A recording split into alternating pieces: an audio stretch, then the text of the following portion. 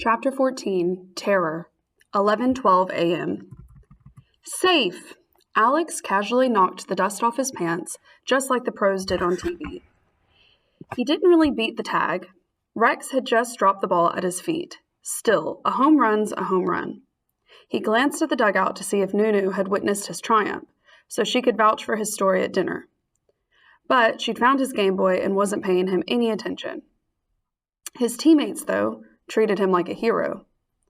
As the game broke up, they pounded him on the back. "Your dog rocks," said Quan, patting Rex on the head. "Guys," Doug suddenly looked worried. "Don't tell my mom I had fun, okay? I don't want her making this no TV thing a habit." Alex's cell phone started to ring. He dug it out of his pocket and checked the number. His mom. Uh-oh. "Mom, hi, what's up?" "I'm just checking in, wanted to make sure you guys are okay." "We're fine." "No problems on the bus?" "Nuh-uh." "What are you doing?" "Nothing." "What's all that noise in the background?" I'm messing around with Dougie and Quan." Alex held up the phone. "Say hi, guys." "Hi, Mrs. Douglas." "Where's your sister?" "Playing with the Game Boy." "You didn't turn on the TV, did you? Remember what I told you?" "Mom!" "Alex, you promised me." "I know. We haven't watched TV. Promise." There was silence on the line. "When are you coming home?" he asked. "I don't know yet. We might get busy." He silently pumped his fist. That meant he still had hours to go before he had to explain about the dog. "I'll call you later," she said. "Okay. TV off, okay? It is off. And it stays off."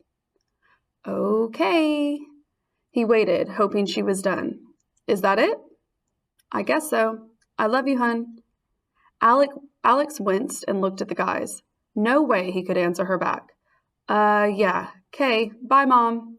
As he hung up, Dougie grinned at him. "Nice. You totally lied to your mother about being home." "I didn't lie. I just didn't tell her the whole truth." "Mayday, mayday, mayday," Quan urgently cut in. "Bogies at 2 o'clock." Alex looked around. Jordan McCreevy was standing directly behind him, with Calvin and Deemer backing him up. "Would you look at this? The Three Musketeers, a geek, a freak, and a crybaby." Alex heard shoes slapping pavement. Quan and Doug were running away. "A-Dog, come on!" shouted Quan. But Alex stood his ground. Jordan snickered. "Did he just call you a dog?" "A-Dog. It's my call sign on Screaming Eagles 4.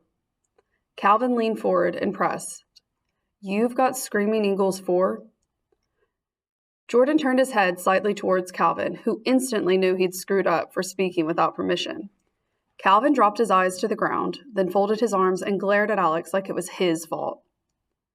Jordan jerked his chin at the shirt, still tied around Alex's head. "What are you supposed to be, some kind of raghead?" "I bet he's one of them," Deemer said. "One of who?" asked Alex.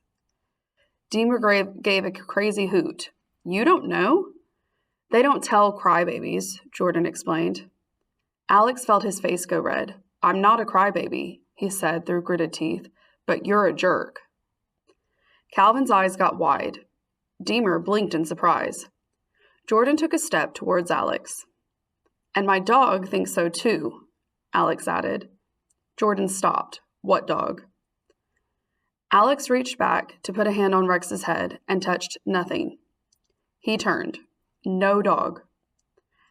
Alex took off like a fighter jet, launched off an aircraft carrier. Halfway across the park, he glanced over his shoulder. Calvin was huffing and puffing and drenched in sweat as he struggled to haul his bulk after Alex. Deemer looked like his limbs were made of springs that sent him lurching ahead in a series of herky-jerky leaps and bounds. But Jordan, tall and lean and long-legged, was closing fast. Alex knew he couldn't outrun them for long. He veered across an asphalt playground, vaulted over a seesaw, and dodged through a swing set. Out of the corner of his eye, he saw Deemer angling to cut him off.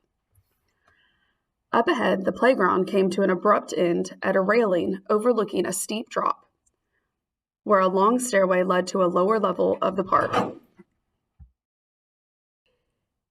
He veered left, straight across Deemer's path.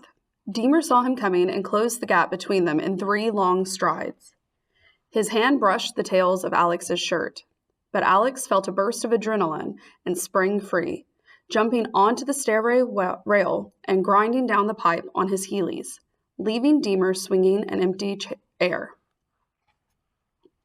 Alex landed perfectly on the path at the bottom, dropped into a tuck, and zoomed down the asphalt. When he'd put some distance behind him, he had angled toward a brick restroom building, hoping to duck behind it and hide. As he whipped around the corner of the building, he took one last glance behind. Calvin was yelling at Deemer. They weren't watching him at all. Alex breathed a sigh of relief.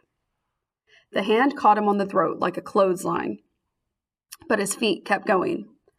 They shot out from under him as the hand tightened its grip and pulled him upright until he was staring into the cold, blank eyes of Jordan McCreevy. Alex tried to form a word. Nothing came out. He could feel the blood thudding in his head. And then Jordan dropped him like a bag of trash. Alex landed on his knees, gasping for air. He staggered to his feet and noticed they weren't alone anymore. Calvin and Deemer had arrived. Jordan nodded at the goons. Alex was still trying to regain his balance when they grabbed him from behind and yanked his arms back hard. He heard his shoulder pop and saw a flash of white as pain shot through his head like lightning. Jordan stood in front of him. Only his hand moved down by his side, his fingers flexed, then tightened. He drew his arm back and cocked his fist like a hammer. That's when the dog growled. Jordan froze. He turned his head slowly, just enough to see Rex crouching behind him. Back straight, ears swept forward, tail rigid and taut. "Scat, go away," Jordan muttered. The dog's ears twitched. He drew back his lips and growled again. "Stay," said Alex. "Good boy." "He's yours?" Alex nodded. Rex growled at Calvin and Deemer. They let go of Alex and stepped back. The dog took a step forward. Jordan flinched. "Call him off." "I don't think I can. He's wild." Jordan snarled at his goons. "What are you mouth breathers staring at? Get over here." They didn't move a muscle. Rex took another step. Jordan backed into the brick wall. His eyes darted left and right, looking for a way out. "Call him off." Jordan jabbed his finger at Alex as he said it.